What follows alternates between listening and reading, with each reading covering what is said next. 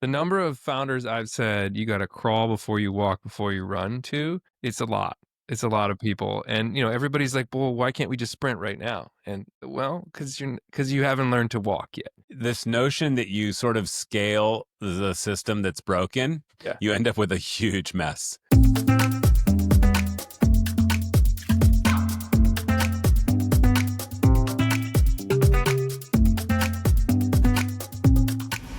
All right, welcome back to the show, everybody. Let's Today do it, dude. Yeah, Yeah. episode 2. Episode 2. We did it. We kinda crossed the chasm. People, they do one podcast episode, and then they're like, it's not for me."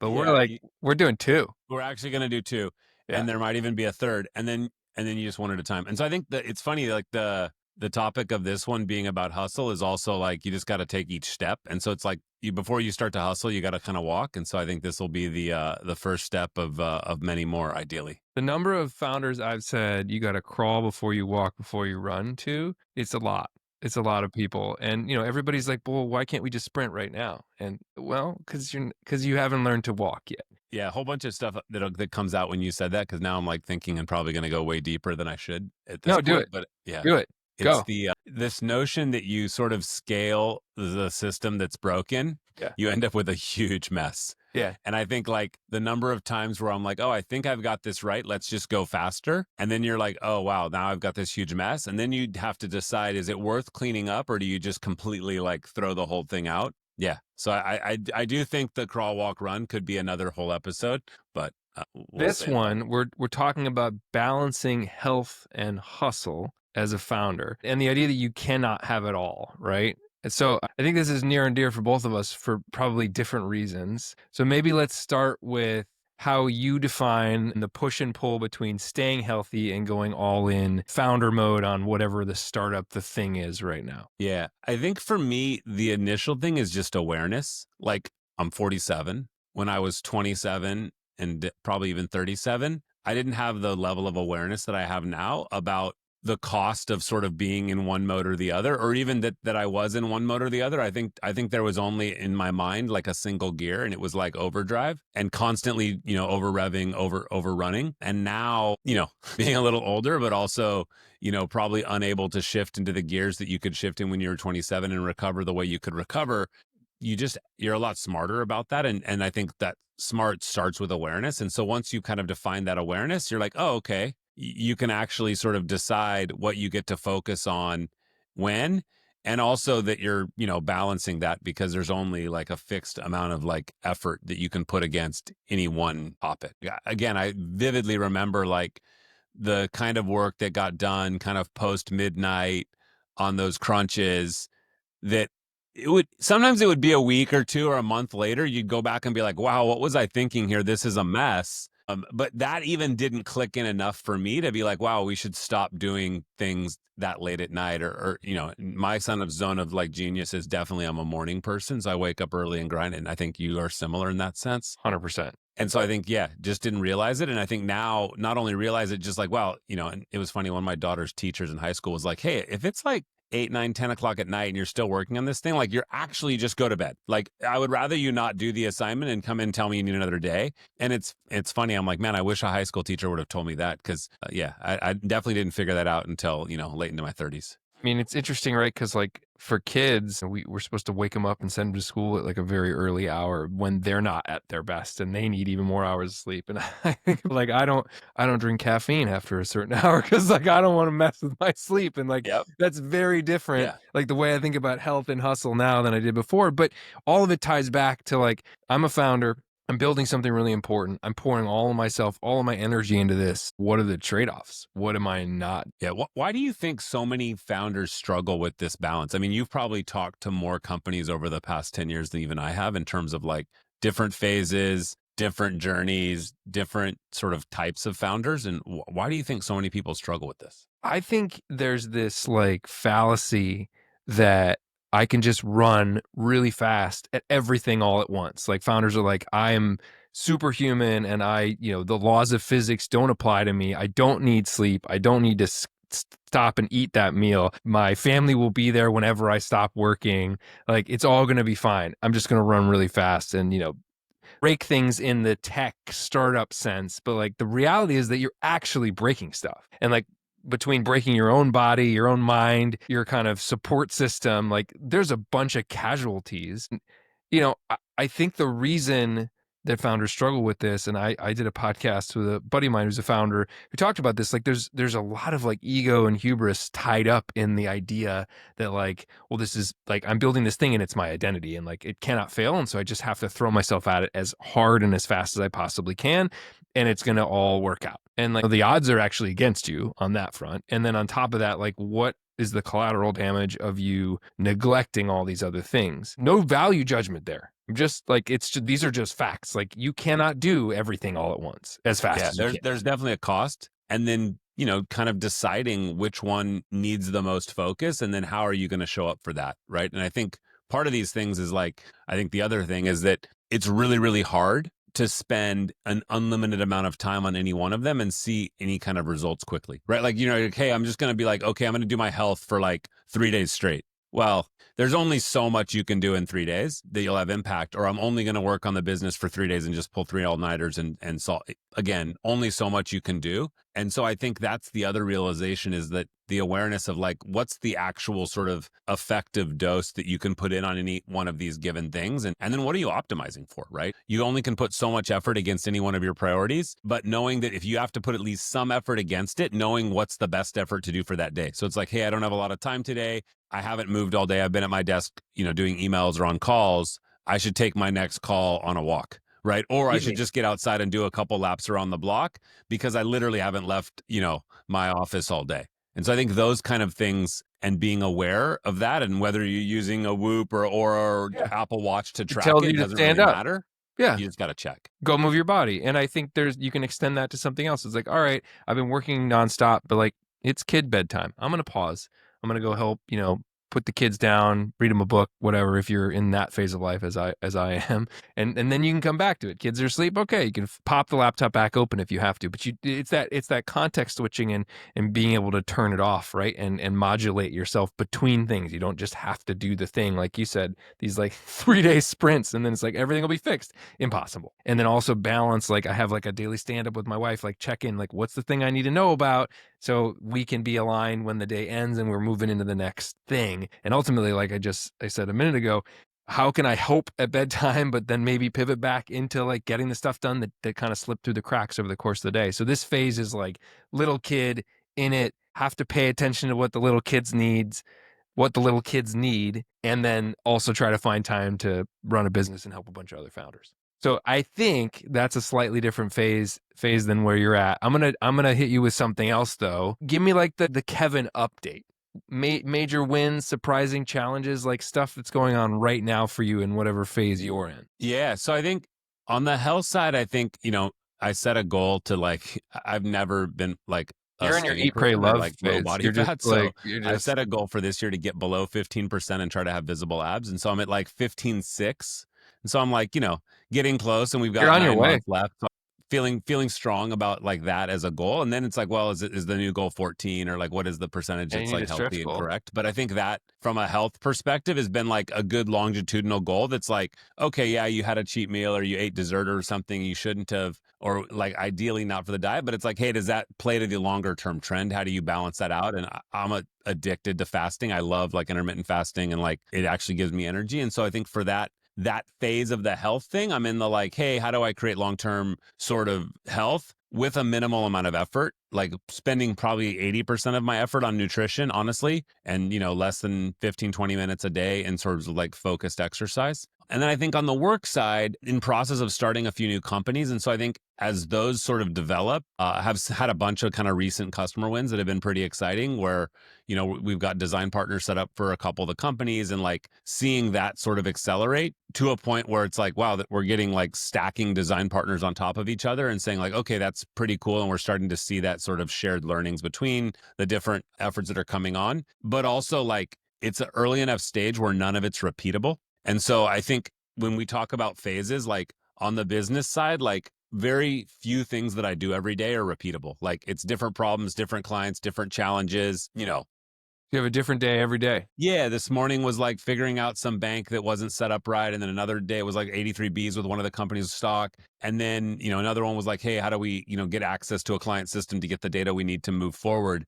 And then on the health side, it is very repeatable. Like the phase there is like, I know what the goal is. It's like, oh, just eat healthy, keep the calories in check, make sure I find time to do my workout. And it's like before this, I had a break. And so I texted my trainer, I'm like, hey, let's do it now. And he's like, let's do it. And so we did my 15 minutes, took a shower and kind of came back to it. So to me, like the phase that I'm in is like, I would say sprinting on the work side and sort of like looking for sort of this early product market fit.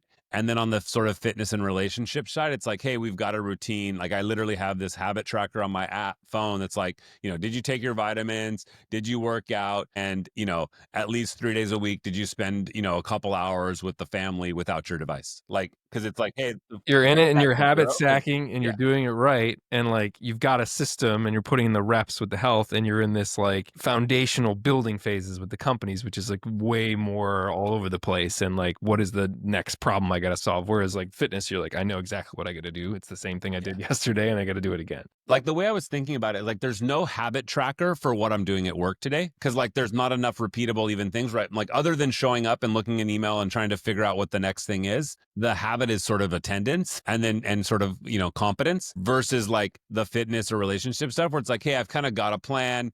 Daughter's in school. She comes home. How do we like set up what, hey, we're going to have dinner this week. You have two, literally we were going through her calendar last night at dinner. Hey, what are your things this week? What are your rock climbing? What's mine? And we kind of, whereas you're lining with your nanny, your wife on the little kids, like I'm able to communicate. My daughter's 15. And so we're Yeah. able to sort of walk through Different like, hey, phase. what are you doing? Hey, I've got a dinner in the city Thursday night. You're doing karaoke and cooking at a friend's house. Like, as long as I align my times to drop you off on the way out and pick you up on the way back, like that works perfect. So it's I just a call that different phase. Duber, that's dad Uber. Yeah, exactly. The Duber, it works. I think the little kid stuff in Ubers is like sort of hit and miss, right? Yeah. Like not super No. repeatable and definitely not always consistent. Where it's like, hey, I know that I'm going to drop her off where she's at, and then I can pick her up. Like way more consistent. And Dad Uber is I the think best. honestly, it's probably some of the when you have a teenager that's 15, some of the best time that you can talk to them is when they're sort of chained up in your car and Captive you've kind of audience. like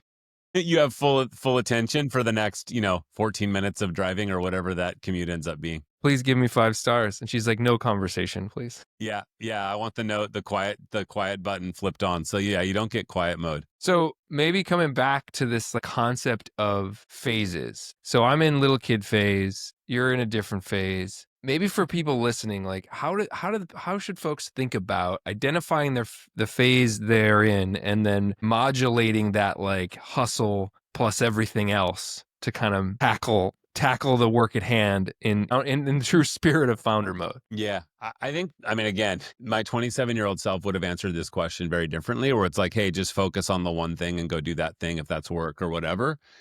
And let your health, your health will figure itself out. Relationships will figure itself out. And I think categorically false is a 47-year-old. I can tell you Yeah. that's not the answer. Yeah, I think the biggest kind of like aha moment or take it away is that like in any one of these given sprints, like allowing yourself to sprint at the exclusion of the other thing, you're like, no, no, no, but I really need to go push to this level of effort or this level of like last 5%. And again, I don't think it actually made a difference. And sometimes it was almost so clear a week later that you're like, wow, I spent an extra X on this time on this project or this potential item or meeting. It didn't matter. And then you're like, well, what did I trade for spending that extra effort? I took away something else. And so I think to me, this notion of sprinting is like, and I look at it like to one of my early co-founders' previous startup where he's like, we spent all of our effort to ship V1 Mhm. and V1 didn't work. Yeah. And then What's you're left like, in the not only tank was for the company V2? sort of lower on funds and it was trouble, like we had no gas in the tank left to do an Exactly. iteration, to fix it, to look at it. And so I think there's a lot of similarity to that, to life, where you're like, man, I've ran so hard on the sprint that you're like, oh, no, I just need to do another lap. And you're like, I can't. And then you're like, okay, well, then you've, kind of lost the race, if you want to call it that, even though it appeared that you're sprinting, you're out front. It's the whole turtle and hare thing or whatever, right? Tortoise and hare. You've got to find a time to take a breath there. And so I don't know. Yeah, I I mean, do think that's the modulating. I think they're like the Pareto applies here too. I talked to a founder who said, you could just work 20% less and you probably would get the same outcome. And so it's figuring out what that 20% is that's hard. It's like pick the stuff that you should spend less time on. so that you get back that time and try to ensure that the 80% that you do is focused on the right things. What's your 80% today? Where are you sprinting? Sprint right now is like, how can I scale the way that I help founders grow their companies? Like, I think, started this consulting thing, services business, very people focused. So, how can we apply AI and build some IP and create a set of tools that makes it so any tech company can like kind of build a growth operating system and grow. So understanding what does that marketing and data tech stack look like? What are the tools that they need? And what is the kind of minimum viable growth team? And I think there's a way to do that at scale. My ambitious vision is like help any company grow. And so you can't do that if you only help a few companies at a time. I got to figure out a way to help a lot more founders. All right, let's talk about baselines. Let's talk about how we can balance, and I hate that word, but how we can balance between this idea of founder mode and hustle and building and like health and relationships. So the thing that immediately jumps out for me, and I love talking to you about, is like the tools. What are the tools? And everybody's like, oh, what are the apps you subscribe to? What are all these things you're using? And you have such a unique and interesting perspective on this. Like, Kevin, take us through your personal health stack. Yeah, I have a bunch of tools. I think I do everything in like triplicate, which is odd. So like I have the Apple Watch plus the Aura plus the Whoop and wear the like glucose monitor at times. And so like, and to me, the collection there is like, I've just kind of been fascinated with the way that these, kind of tools collect data. And at some level, how different they are, right? Like one day your Whoop gives you a certain score, Aura gives you one, your 8 sleep bed gives you one. So I have like lots of these kind of like, cool kind of modern health tech devices, but they vary, right? Like things move and they shift around. And so to me, that just collecting all that data has been interesting. And, You've been collecting it for like 10 years, right? yeah, like 10, 12 years now. Because, for a while, we've been using, before AI, we called it machine learning. And so we always had this notion of like, hey, how do you train a model? And so we had all these kind of operation research folks and they were trained models based on data. And it was like, well, if you just get the data and then you start to run, machine learning type algorithms off of it, you can actually see a lot. And I was like, well, wouldn't it be cool someday that somebody's going to build a machine learning, sort of algorithm or a tool that can let us like load all this data into it? And now there And is. I there's mean, Sam Altman. yeah, literally chat GPT, right? Like you can literally dump in, blood tests and weights and, your workout schedules and Whoop and Aura data and actually sleep data and get pretty interesting sort of correlations out of it. And so I think to me, having all that data, again, like, do you need it all today? I don't think so.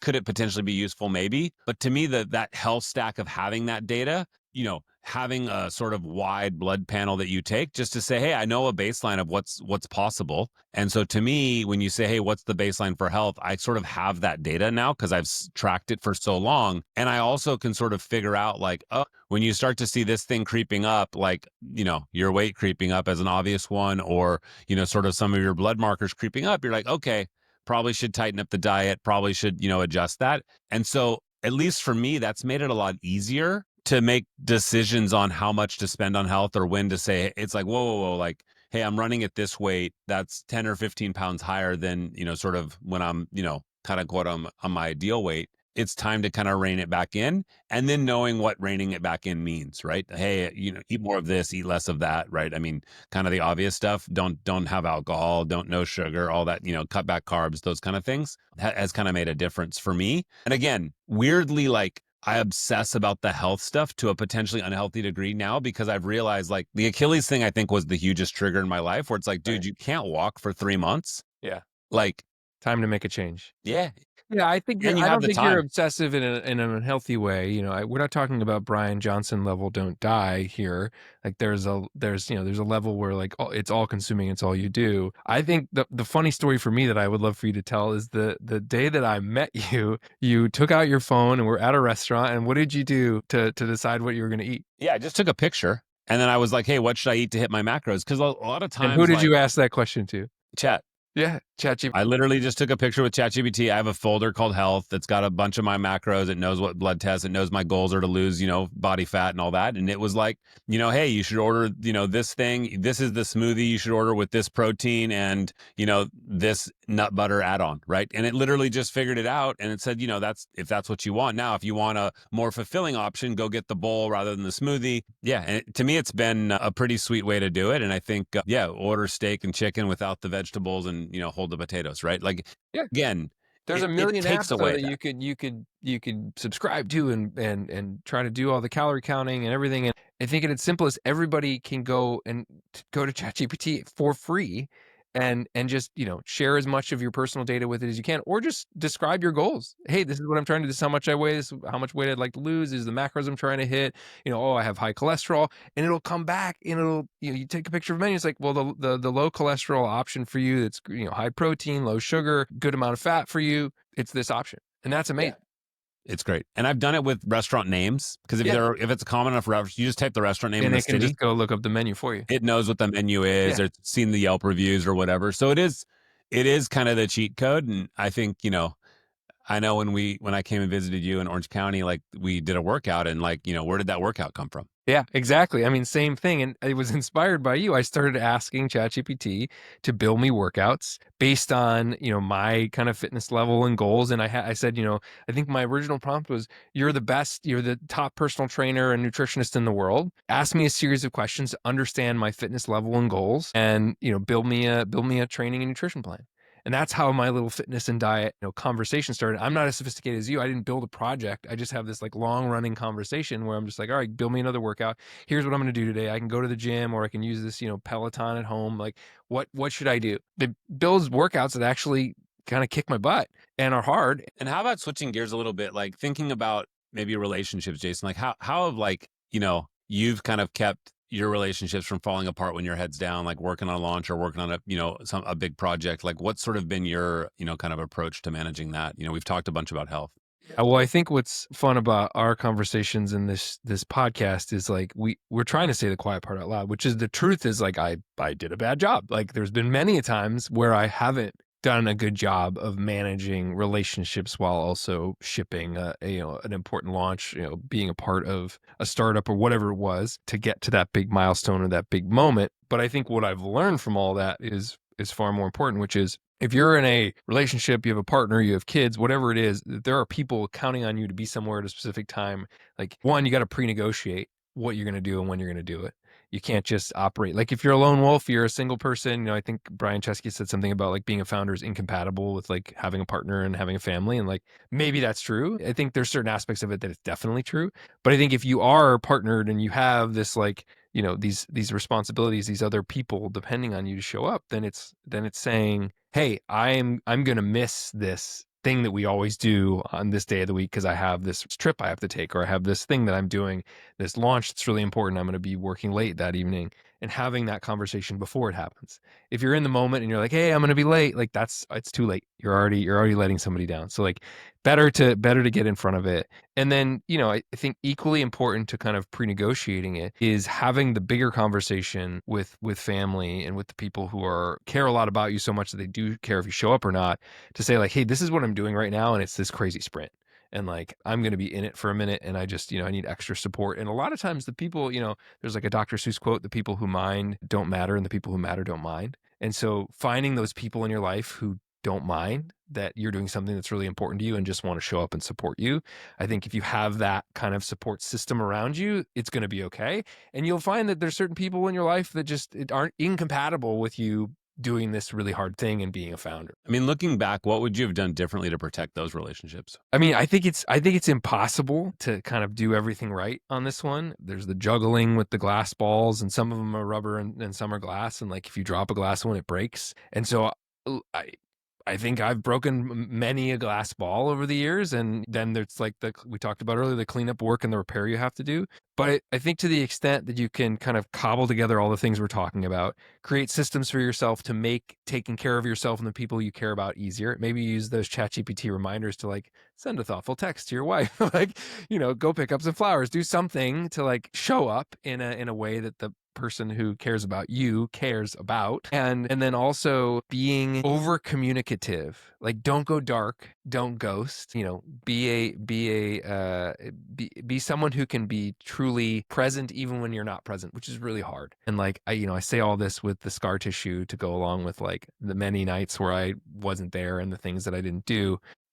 we I think if you are a founder, you can feel this right now and you hear it in my voice and it's like, man, it's hard. It's not there's no right answer here, Kevin. I don't have the silver bullet for those listening. Yeah, I mean, what you kind of tipped on it, like, but like more hours, don't equal always more success. And so I'm curious, like, how have you sort of picked that path of like action versus bureaucracy? Like, what are the things you sort of pick apart that you're like, when you make those trade offs, you're like, hey, I'm going to just not do things. Yeah, I think for people that work at big companies who are hearing this, there's a lot of stuff you do that just doesn't matter. So like don't. And that's like the truth of it. And then if you're starting something and building something that's early, everything you do matters way more. And you're one of very few people doing really important stuff. And so trying to point yourself at the stuff that matters and, blinders on, ignoring everything else. I think I talk to a lot of founders who get stuck in the competitor trap and comparing themselves as a founder to other founders and where they are in their journey. And, it's the same stuff that people that go to like really high performance colleges run into. And so I think similarly, like, you can be in a relationship with someone and they can be looking at how you're spending your time going, I don't understand why you spend your time that way. And you similarly looking at them, you're saying, well, you're doing all that stuff. I don't, that's not what I want to do. It's like for a long time, my wife and I were like, we are, I'm like, we're two different people. She's like, I want us to be one unit. And I'm like, I don't know how to do that. I'm going to be this guy over here. He's a little crazy. He's got a screw loose and he's going to go try to build companies and do hard stuff. And you have a different set of priorities. And like, I think that's the yin and yang of it. So find your person that complements you well and understands you're crazy just enough to help you manage through the really hard times where they intend to be there when it's all over. Yeah, I like it. No, I think that's helpful. And I think, yeah, for myself, I think yeah, I mean, again, there's people like you said that aren't compatible with that sort of a lifestyle for good and bad reasons, and you have to kind of make a decision of like how you want to show up for those people. But I have found that the communication thing and sort of trying to be proactive and being like, hey, this is the thing I'm in, or this is what I'm going to do, at least kind of is the warning to them that this is the way it's going to be. It doesn't solve all of them. I think there's always people that are like they wanted more or wanted you to show up in a different way. But I think it definitely takes some stress off, at least my side, to being able to like make that just known up front. Yeah.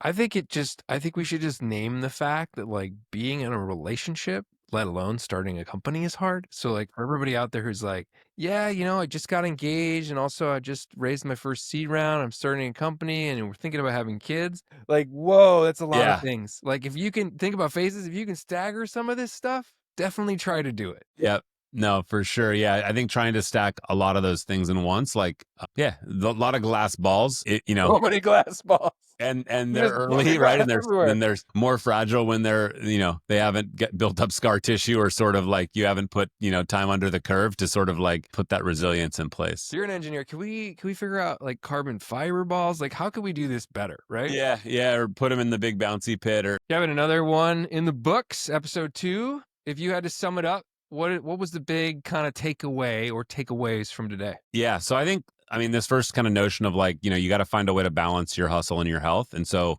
figuring out what that means for you, but also, what is health, right? So health can be relationships, it can be, your actual physical health and just being able to, take care of that or face some kind of cleanup or, sort of recovery cost later that typically is higher and more painful. And part of that's just dealing with, our identifying what phase you're in and sort of understanding, where are you at in each of the sort of key pillars and then sort of making those adjustments. And then, once you've sort of figured that out, you're like, hey, how do I monitor my baseline? Like, how am I taking care of my sleep, my weight, my stress?